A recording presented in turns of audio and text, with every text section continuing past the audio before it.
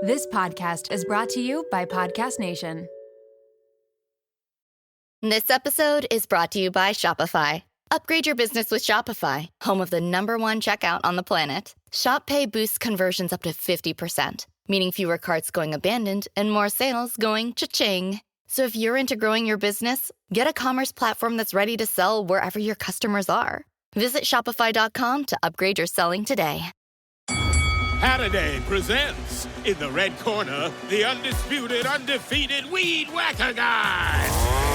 Champion of hurling grass and pollen everywhere. And in the blue corner, the challenger, extra strength Saturday. Eye drops that work all day to prevent the release of histamines that cause itchy allergy eyes. And the winner by knockout is Saturday. Saturday, bring it on.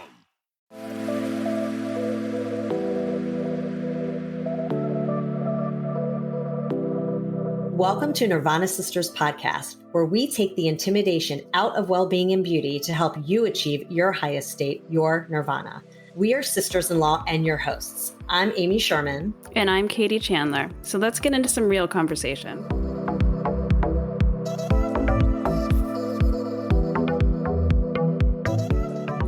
Welcome to the show, Nirvana Sisters. We are sitting down today with Justine Lemos. Justine is an Ayurveda practitioner, PhD, and founder of Shakti Path. Today, Justine is going to help us better understand Ayurveda practices and all that it entails. We're going to touch on a few other really interesting topics like Tantra and Kundalini and so much more. But we want to get into the nitty-gritty of what Ayurveda is and, Justine, what you do for your clients and how it helps people improve their wellness, their health, and their well-being. So thank you for coming to the show. I'm so excited to be here. Thank you so much for having me. Yeah, so I nice really to meet appreciate it. Yeah.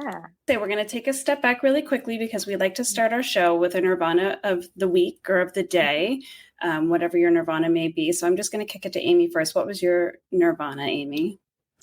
Oh, let's see. Well, I think my nirvana from today was Katie and I had a really great meeting this morning with someone that we just totally vibed with to talk about some future stuff for Nirvana Sisters and retreats. And just it's always nice to meet someone that's in your space and who's like-minded, and it just kind of like rejuvenates all your ideas and creativity. So it's just like really nice to meet her. So that was my nirvana of the day, just connecting. What about you, Katie? I love that. Yeah, I love that. That was a great moment. I think mine was just right before we got on. As you can tell, I have my bathing suit on, which is not super professional, but I just did like 10 laps in my pool and it was my exercise for the day. And I felt really great afterwards. It was just kind of invigorating, woke me up. So it was good. I don't do laps often.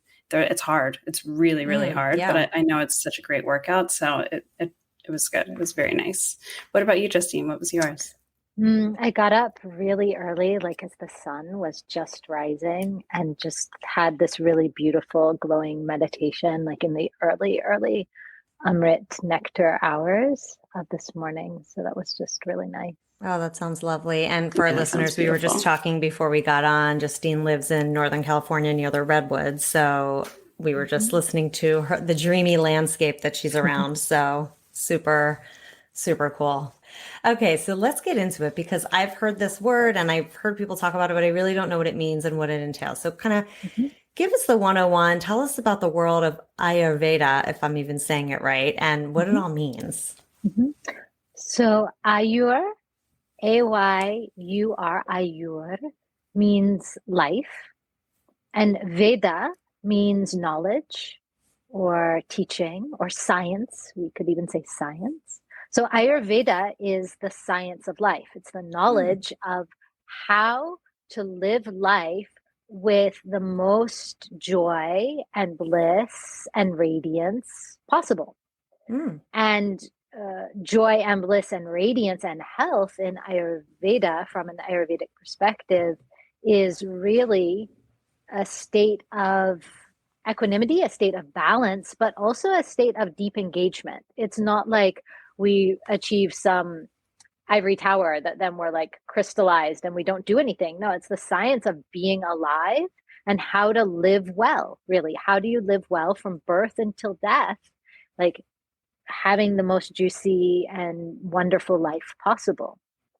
So this is what Ayurveda is. It's a science of wellness, but more than just a science of wellness. It's not just a philosophy of how to live, but a practice of how to live. And its sister sciences are yoga, and Jyotish, Vedic astrology, also Tantra.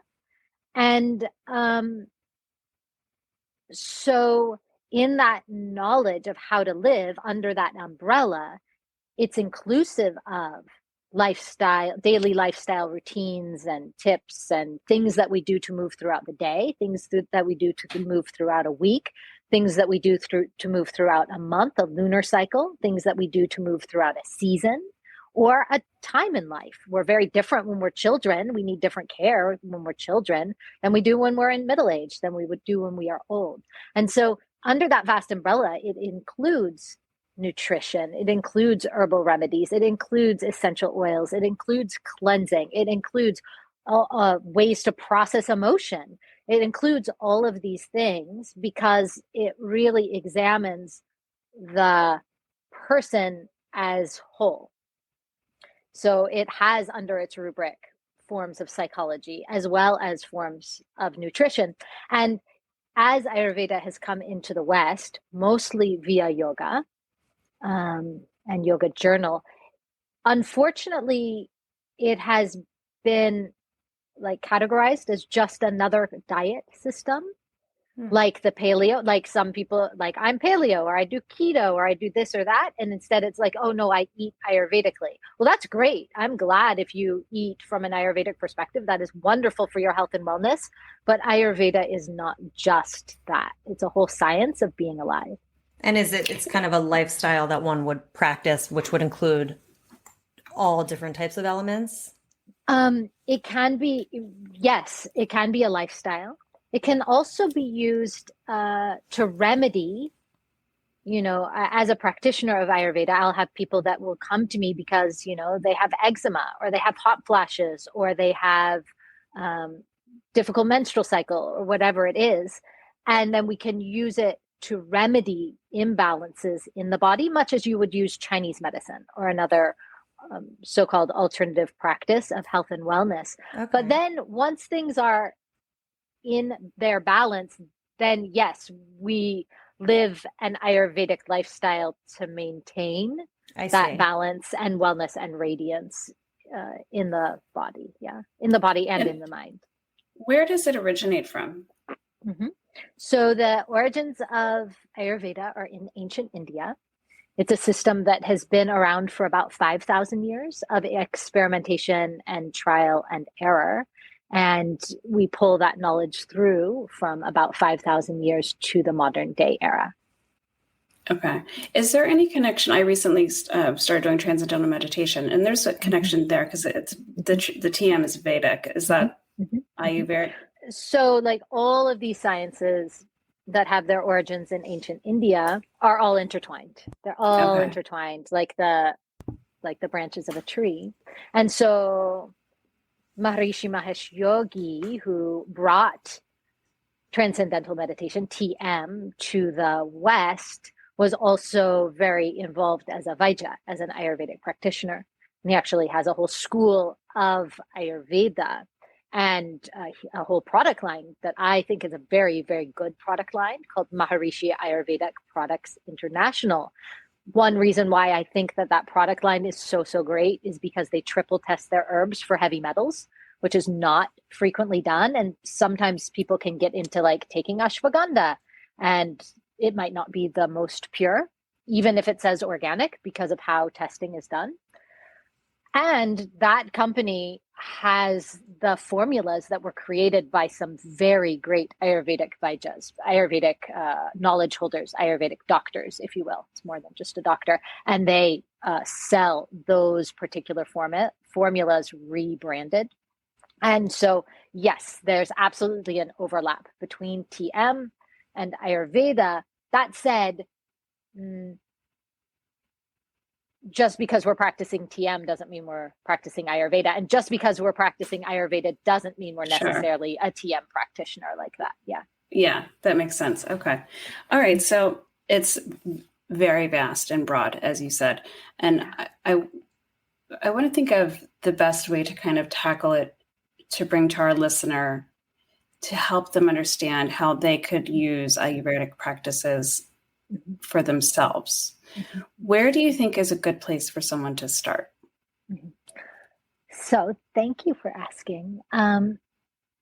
One of the wisdoms that we have inherited from Ayurveda is the wisdom of the doshas. And this you may have heard of, or your listeners may have heard of, that Ayurveda talks about 3 universal intelligences that manifest in the universe, that manifest through us, that manifest in all of reality. And these 3 universal intelligences are Vata, Pitta, and Kapha. And so this is becoming more and more frequently found terminology. Now, what are these doshas? How do they manifest? How do we figure out which dosha we are? Because we all carry a predominant dosha, something that is like our cardinal blueprint. And if we can learn to live well in that blueprint, then our body and our mind does really well. So Vata dosha is like air and ether. It's like air and ether. It's very rough and light and dry and movable and changeable. And people who have more Vata dosha in their constitution tend to be very thin, ectomorphic, very wiry, very creative. But because air is always moving around, they tend towards anxiety. They tend towards dryness in the body. They can tend towards constipation. They can tend towards disrupted sleep. All these types of things are typical kinds of Vata dosha aggravation. Pitta dosha people are like fire and a little bit of water. They're really intense. They're really penetrating. These are the type A personalities. Like you find them in the boardroom. You find them as the intense athletes. You find them doing extreme sports. And they tend towards problems of too much heat, like hot flashes, like rashes, like anger, like irritation, like frustration. All these things are Pitta dosha typical imbalance. And then there are Kapha dosha people. And Pitta dosha people, they're like muscular, they're athletic, they're like the strong gymnasts, etc. Kapha dosha people are like earth and water. So this is very steady, very slow, very sweet energy. And these people tend to have larger bodies and tend towards laziness. Like they just want to relax and enjoy. And they're the sweetest people to be around. They don't put any pressure on you. And they give you like the best hugs. Like we all have a Kapha dosha friend that we're like, oh, that person, they're just so nice to us, right? But Kapha dosha people can tend towards weight gain. It's like very hard for them to lose weight. They can tend towards like hoarding and greediness and emotional repression and these types of things. And so how these 3 doshas interplay in each of us and how one is more dominant for each of us and knowing which one is most dominant for each of us gives us a clue for how to live our life. Because like increases like. Like increases like. This means, and like I have a lot of Vata dosha. For a Vata dosha person, travel is really Vata dosha aggravating because it's more movement. Or being at elevation is really aggravating. Or cold weather is really aggravating. So like the worst thing a Vata dosha person can do to keep them is to go up to a mountaintop in the winter and try to run a marathon. Like that's a no-go. And if that person does it, when they finish that marathon, they're going to be all depleted and they're going to be out of balance and they're not going to feel good, right? They need to be like covered in warm blankets and eating warm soup and oiling their body so that they don't get all dried out. So at the most simple level, it's just working with opposites and opposites and similarities to create balance in the body and in the mind and at the soul level. That's so It's interesting as you're. I was thinking of all the people that I know that are each thing, right? Weren't you, Amy? Were you doing the same thing? Yeah. And then I was thinking, well, what am I? And that was my next question was going to be, so there's the three, what are they called again? Doshas. So does everybody have all three, or is it just like there's one that's more dominant? Because I was thinking like I'm probably a combination of a lot of those. Yeah. So how does one like kind of figure out what one's more prominent or So we all have all three. If we didn't, we'd be dead. Okay. Right? The Kapha Dosha is our immunity and our strength and our stability. Pitta Dosha is how we transform things, how we digest things, how we digest food. And Vata Dosha is our nervous system. It's how we communicate. It's how we move. But it's like, one of those like graphs, or like one of those bar graphs where you've got a lot of one and less of the others. Yeah. And so most of us have one or two that's like really pumped up and one that is just less in us, right? So you probably have a lot of Pitta and some Vata and maybe less Kapha, like that. If I had to guess, just looking at you, because we can look at certain things in the body and the face and the eyes that give us a clue as to those doshas, right? Now, we can do like a quiz online. I have a quiz. There's like these different ways. The best way is to go to a practitioner, because they're really going to be able to tell you. We can do some self-analysis. Like really, if we look at our bone structure, our body shape, like there's stuff like if your finger overlaps around your wrist, like how it, that will give us some clue. Like if you're very small boned, you probably have more Vata dosha. Like I'm a very small person, but I'm not completely Vata dosha. I definitely have some Pitta dosha. I definitely have like muscular strength and I'm slightly athletic. And truly Vata dosha people can appear like emaciated. It's like the Twiggy model. You know what I mean? Like those people who are just like, oh my God, you're like bones sticking everywhere, not because of an eating disorder. That's just who they are and how they are. You can also feel it in like the handshake of a person. Like if the hands are very cold and kind of a limp handshake, that's a Vata dosha person. Like the very strong, warm handshake, that's a Pitta dosha person. Like a warm, soft pillow or just a soft pillow around your hand, that's going to be a more Kapha dosha person. The other thing I like to say, which is probably not PC, but it's okay, I'm going to say it anyhow, is that like butt shape is a really clear indication of dosha. And this is not butt shaming at all. Oh, let's hear this. Right? Yeah. Okay. Vata dosha people like have no butt. Like it just disappears. They've got no booty. Like they can't shake it. There's that's not back me. there. Right? That's me. The Pitta dosha person, Katie. the Pitta dosha person, their butt like sticks out at you. Like they've got a really nice shelf butt, right? It's like that, that like in its exalted form, it's like the really great gymnast butt that's just like all perky and like sticks out. I wish I had that. No, that is you, Amy. Dosha, No, it's not. Right? No, you have Pitta dosha. You're probably Pitta dosha. And the Kapha dosha butt tends to go wide. Like Kapha dosha butts can be like this very beautiful round. That's butt, me. Right? And you maybe could Pitta sub Kapha, right? You definitely have some Pitta dosha that's there in the constitution. But there are these ways of determining. And so then like you think about that bar graph, right? That's like, I have a lot of Vata and I have some Pitta and I have less Kapha. But then we can get imbalanced. So we can be a Vata dosha person, but we can have an extreme Pitta dosha imbalance rather. So we're a Vata dosha person, but all of a sudden we've got a huge Pitta dosha imbalance.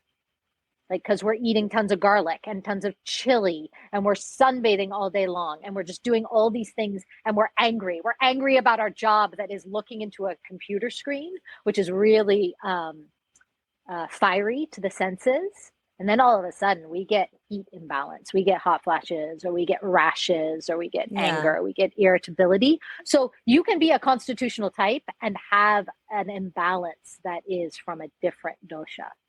Yeah, it's funny that you were saying that because I was thinking like my wrists are really small. And then I was thinking like my butt's on like, it's not the shelf butt. So it's like, it's interesting that you were saying that. So essentially, is it like you have maybe two dominant, one not as dominant, and then you you basically you do practices to make sure that you're staying in that balance. And then if it gets off balance, there are things you can do to get it back in that balance. That's precisely right. Back in that balance for you. Right. Not for somebody else. And that's the magic of the whole system is like, you know, if we go to the Western doctor gives the 250-pound man the same med that they give to me as like an extremely small woman, right? Yeah. And that's like, I mean, maybe they'll reduce the dosage, but it's essentially the same medication. Ayurveda says, no, like you are different. You are unique. You need the medicine that is right for you. And that everything in the world can be medicine. It's very beautiful. Yeah, That is, that is beautiful. And you were talking about hormonal balance and hot flashes and things like that. And so that also leads me to believe that based on what type of woman you are, you would treat those types of things differently, which is so interesting because I was talking to a friend the other day and she's 50 and she was talking to me about, she's like, well, I don't have any like menopause symptoms, but I know other people that are my age that are doing this and they're getting hot flashes. She's like, I don't have any of that. And so that just made me think that their doshas are different. Yes. Is she more Kapha Dosha in her body?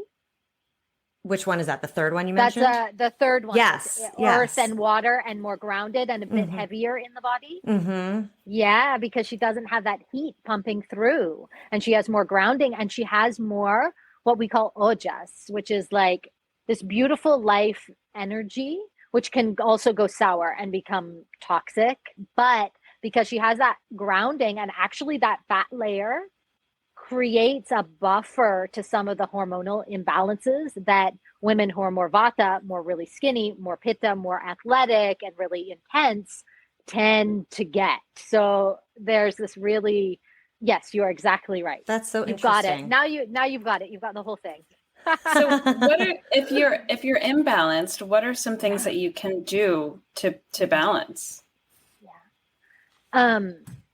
So it really depends upon that particular person, what their imbalance is, how much capacity they have for change. And one thing that I'm always looking to do in my practice and in my courses is like, I could give you a list of like 25 things to do and things to eat and not eat. And like, but if you don't do any of them, that's not going to work well. So instead, I want to give you like 3 things that will create massive shift for you. And then you'll feel so successful and you'll feel better. And then you can take more change and make more shift. Right. That's smart. And so thank you. So it's really unique to what that imbalance is, and who that person is. Right. We always have to be matching the remedies to that person's constitution and to what the imbalance is, and looking for, this is the difference between a clinical practitioner, which I am, and like a kind of lifestyle consultant or something.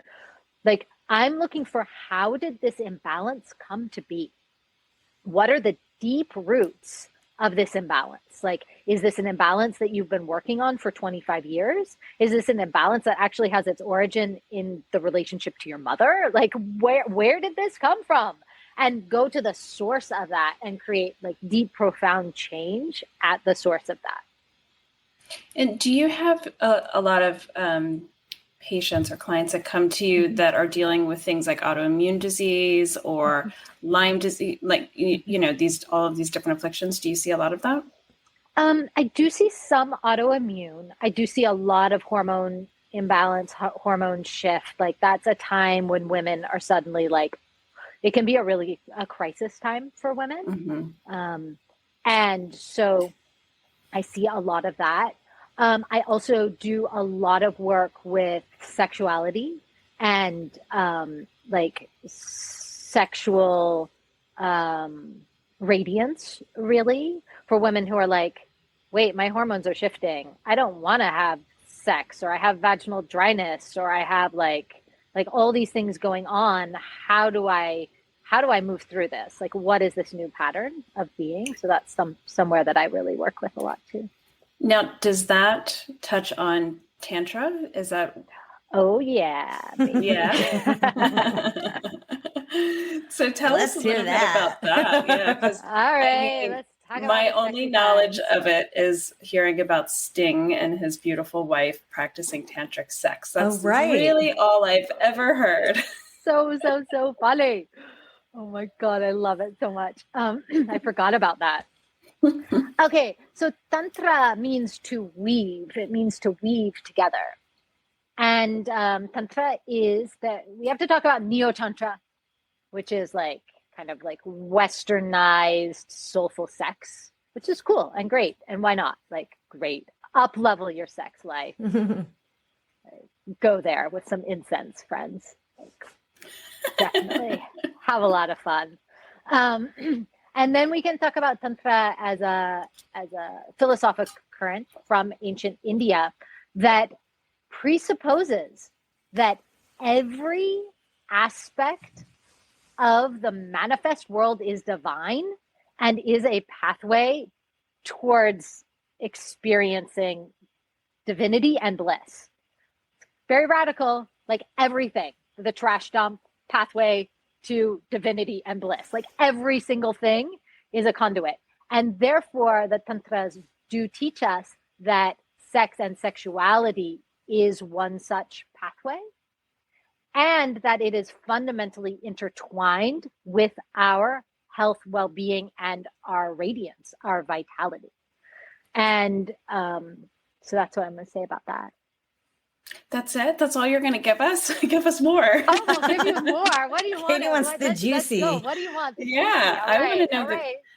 I mean, okay. So what I took from that was that your sexual desire, how much of a sexual being you feel, how radiant and feminine you feel, is all part of your wellness. And to be able to tap into that, you know, for if a woman is struggling and going through hormonal imbalances and has no sex drive, and then you just start to feel like you don't feel feminine anymore, and you start to feel like you're losing a softness to you and a desire and a passion, that's all part of it. So you're saying Tantra, that's part of well-being, that's part of life, and that's the focus.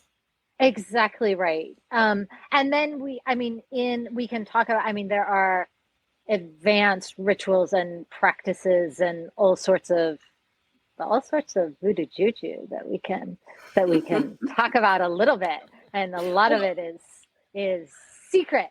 That said, working with vital winds and energies in the body and in the mind is and working with energetic alchemies, right? To transform and transmute energetic states in the body and in the mind, and to not be contained in this mundane reality is all part of the teaching, right? And then you would probably teach differently again based on what type of, what's the name again? I'll take this. Your doshas. Yeah. Dosha. Totally. You are. So yes. Yeah. Right. So interesting. And so we're going to, a friend of mine, a dear colleague and a friend, we're going to actually teach a course on Tantra for women soon. That's like involves many of the so-called secret practices, et cetera. That's on like the chakra system. You guys know the chakra system, right?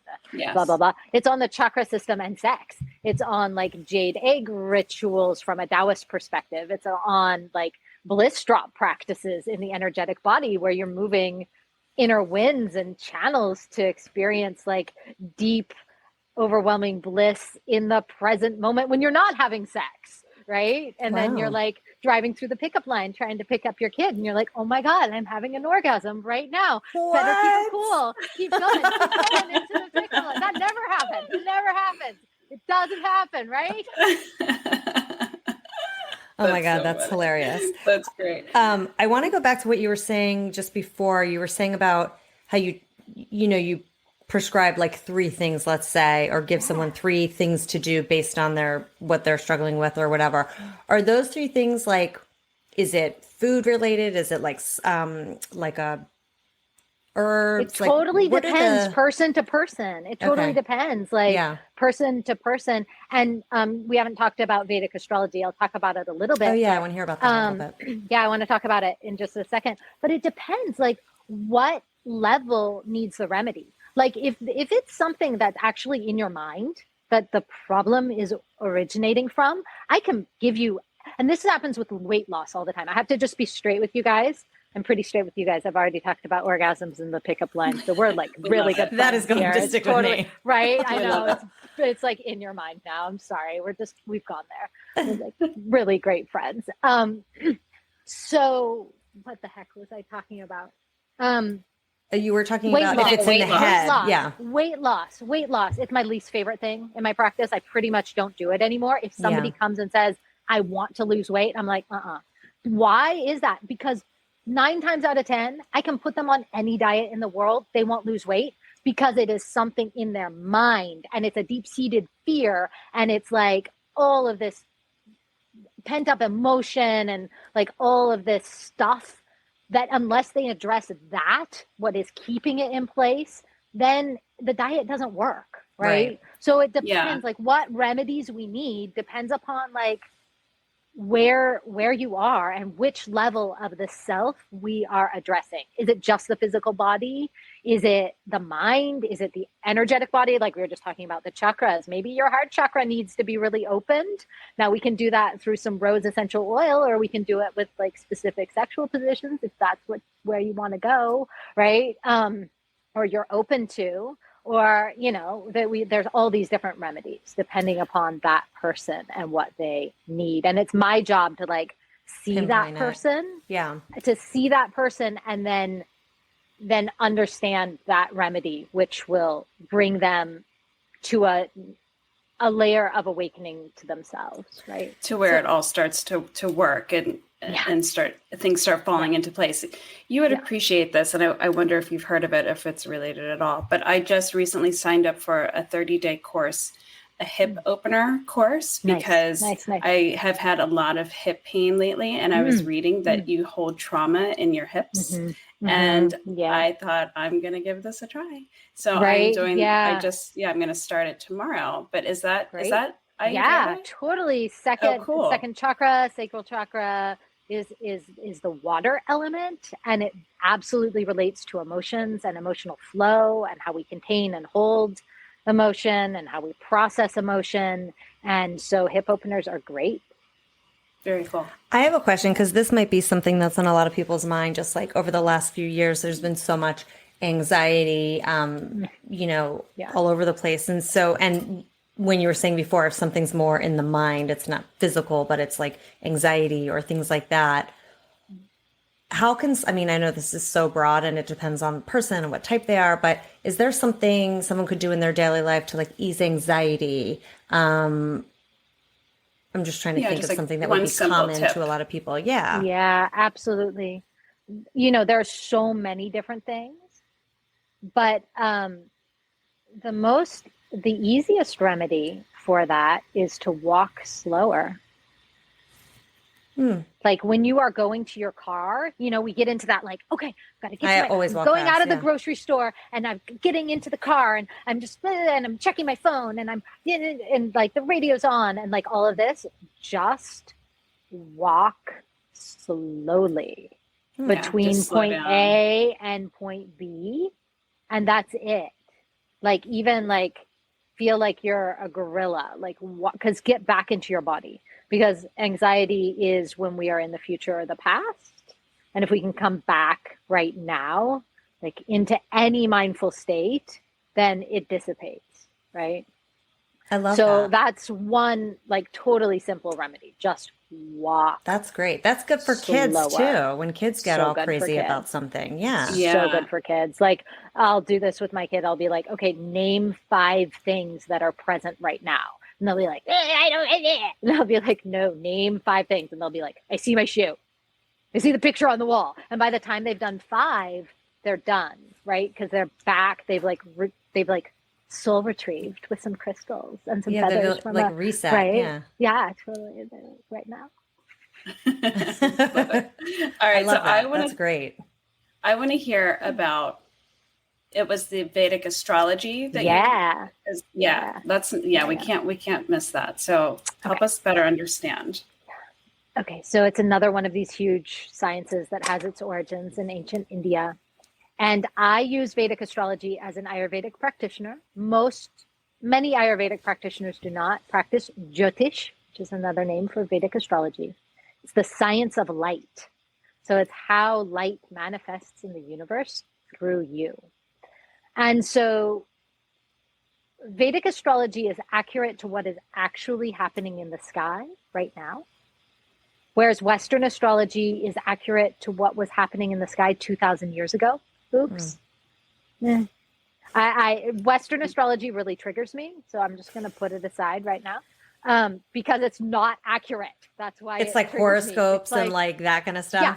And it's also not accurate. Like when people are like, oh, the moon is in Cancer. If you look up astronomically at the sky, the moon is not in Cancer right now. It's actually, we just had a new moon in Gemini, right? It's just not right. So that's a problem for me. Yeah. But anyhow, people love it. So I'll let them do their thing. I'll do my thing. Okay. So it's accurate to what is actually happening in the sky. And it shows us the blueprint of the karma that soul has come into this lifetime to work on. So really big stuff, stuff. Like, have I come into this lifetime to learn how to be better at relationship? Have I come into this lifetime to learn about addiction? Like, that's some pretty heavy karma, right? Have I come into this lifetime to learn about cancer? That's some pretty heavy karma, right? Or have I come into this lifetime to learn about money? Like, and we think of these things as good or bad. They aren't good or bad. It's like, what has my soul chosen or been propelled in this lifetime to learn about? Wow. And so when we look at that, then that gives me a picture. That's where I usually start when I'm working with a one-on-one client, because why is one child born perfect and another child is born with a deformed arm, right? That has no reason. That is no reason except for if we look at these bigger karmic pictures. So why have you manifested in this particular way, this particular slice of light coming into the universe, right? And those karmic lessons that we're learning, it's like we go to a climbing gym.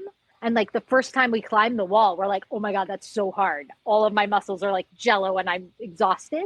But then we go back again and we climb it again and it feels better, but we're still learning about this new territory. And similarly, this is what we do over and over and over and over in our lifetimes, right? And we know this. We like date this guy who's an asshole. We date this guy who is not very nice. And then we're like, you can say asshole. It's okay. Thank you. I didn't know what kind of podcast we're on. I mean, I guess we've already gone there. But so we date this guy and he's unavailable, right? Unavailable man, like that karma, right? And then we're like, I'm not going to do that. So then we date another guy. And guess who do we date? Another unavailable guy, right? Because it's like these things that we're getting a PhD on in this lifetime. It's not that, like, we just get better and better and better and better at this thing. But when we look at the chart, we can provide the wisdom. It's so helpful to be seen in this way, to be like, oh, that's who you are. I see what you are working on. Does it help you understand the why? Witnessing. Yes, it helps gives you the understand why. So how do you do it? Like, what is it? Like, how does one do this? So we need the birth date, time, and place. And then there are charts within charts within charts. And like, I use a software that pulls up the chart so that I can see all of these. I mean, it's a system of signs and symbols. And it's our job to interpret those. So you do the readings. Yeah. And then that then informs that person kind of what they're. Yeah. So if I'm doing just like an Ayurveda, I don't mean just, but if I'm doing a health consult, I'll look at it and just be like, okay, this is the picture. And this will tell me a great information. And then I leave that. And then we're going into like, what are you eating every day? And when do you go to sleep? And how much alcohol are you drinking? And like, what are these other factors? But then if I'm just doing a chart reading, we'll spend an hour and a half or 2 hours just looking at like, what are you working on in this lifetime? And then what if people, I'm just trying to like, for lack of a better word, like dumb it down for myself. Like, what if people, like you read their, you do a reading for them, like based on their birthday, all that. Then like they learn kind of what they're here for, then what do they do with that? Do you know what I'm saying? Yeah, no, I do.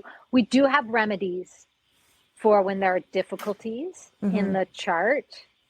And then there's also the fact that like there's the time that you were born, and that's like your blueprint. And then there's stuff that's happening right now, right? That overlays that. And so we can see when times are going to be difficult for you. And that's really helpful to know, like, wow, that's going to be a really hard time for me, right? I'm going to lose my job and my boyfriend's going to break up with me, whatever it is, right? That's going to be a hard time. And just knowing that is like, okay, it's not the end of the world. This is what is happening right now.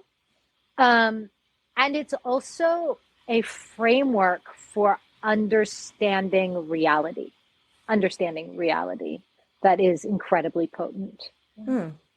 It also seems like it would be, you know, so many people say they're searching for their why, and like, why are they here? What is their, what are they supposed to be doing on this planet? And if this is giving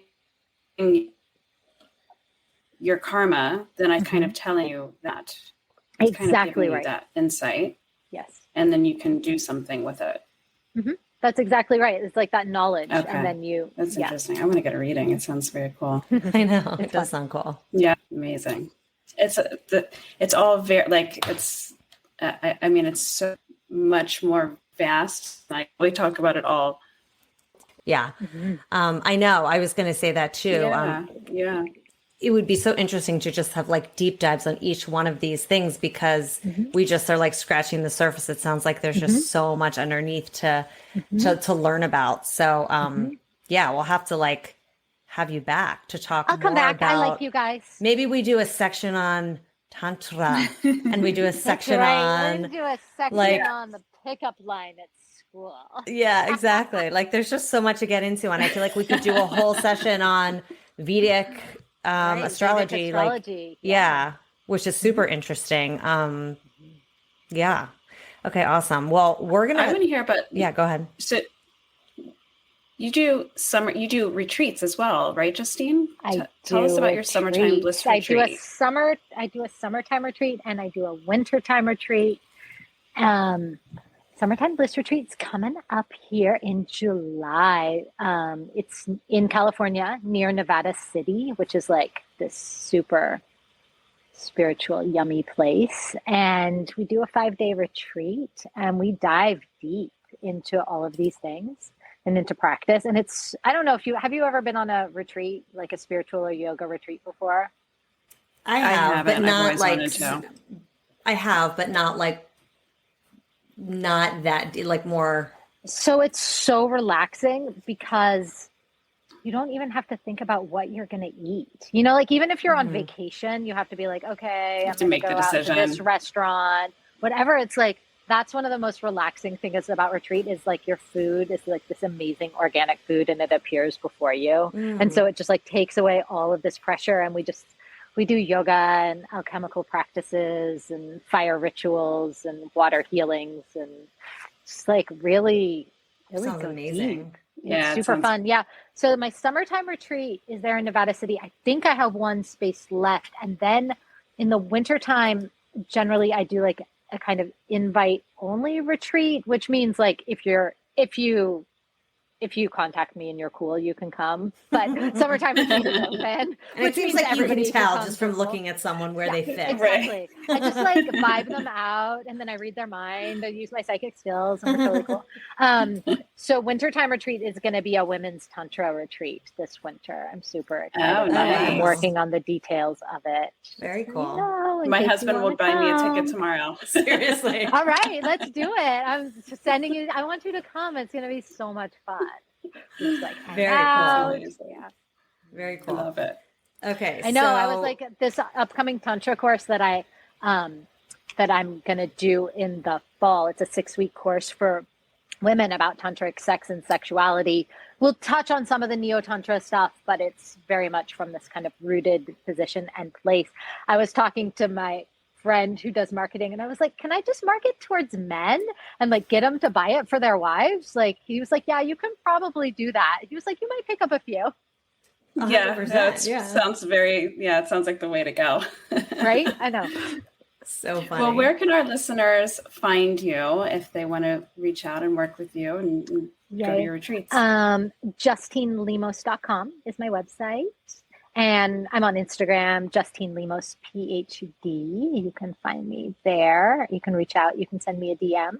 I'm super responsive there. Like, I also really I also run a Mighty Network, which is like free social media. The base level is free.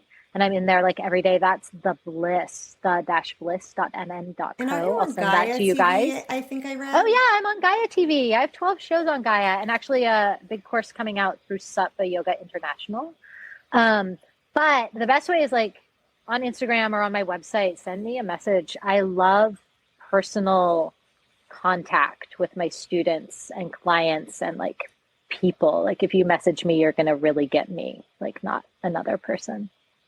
Nice. Amazing. Yeah. Well, this was a lot of fun. This was and so I think fun. we should get into our wrap session because I'm really curious to hear some of your answers. Yeah. The first one is, what is your favorite wellness or beauty hack? So it's what we call Abhyanga, which is a complete body oileation that I do almost daily. What does that entail? Tell us more. Yeah. So you get warm oil. It has to be warm, and you warm it up, and it can be like herbalized oil or oil for specific reasons or for specific purposes. And you oil your entire body. You can do your hair. You don't have to. And then usually you're taking a warm shower afterwards and like rubbing the oil into your body. It's this wonderful, amazing self-care ritual. Oh, that sounds lovely. Are you doing this at like a certain time of day? Is this a morning ritual? You can do it in the morning or night. I usually do it at night. Yeah, it's like a wind down. That sounds so relaxing. Yeah, it does. Gets oil everywhere. I'm fine with it. Yeah. Yeah. Love that. Okay. So the next one we call our 5-minute flow. So you just got out of the shower, you dried off. Uber or your friend, whatever, alerted you they're 5 minutes away. They're picking you up. What is your quick beauty routine? Like, what are your go-to holy grails? How do you get ready and get out the door in time? I mean, ideally it wouldn't be 5 minutes because we want to slow down, but if you had to totally. minutes. But like, if I've oileated, like I'm ready, like I'm ready to go. I'm like no frills. Like, I mean, make sure my armpits are shaved, spray on some deodorant. Like if it's fancy, I might have some like mascara on. Yeah. But other than that, you're oileated and good to go. That's ready to walk out the door. Yeah, that's right. I'm ready to walk out the door. Love it.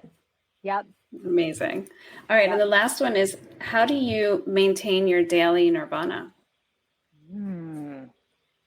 Well, I think we've talked about most of it. Like, I practice physical yoga daily. I practice meditation daily. I do all of these Ayurvedic rituals and internal and external alchemy. So that's good fun. Love it. Justine, I feel like you probably have some really cool mantras. We like to close our show with a mantra. Do you have any that come to mind? And I know that term, we use that term very loosely here. Obviously, we're not using it as Sanskrit mantras, not necessarily speaking to that, but more just like something we like to end on a note, a reminder, an affirmation, something along those lines. If you don't have anything, no pressure, but I just thought I'd ask. Right. And of course, like to me, I'm like, oh, all of the Sanskrit mantras come directly out. I'm like, oh yeah, mantras. We could, but that's great too. Yes, please. I would love a Sanskrit mantra. I just didn't want to put the pressure on. Oh, there is no pressure. All right.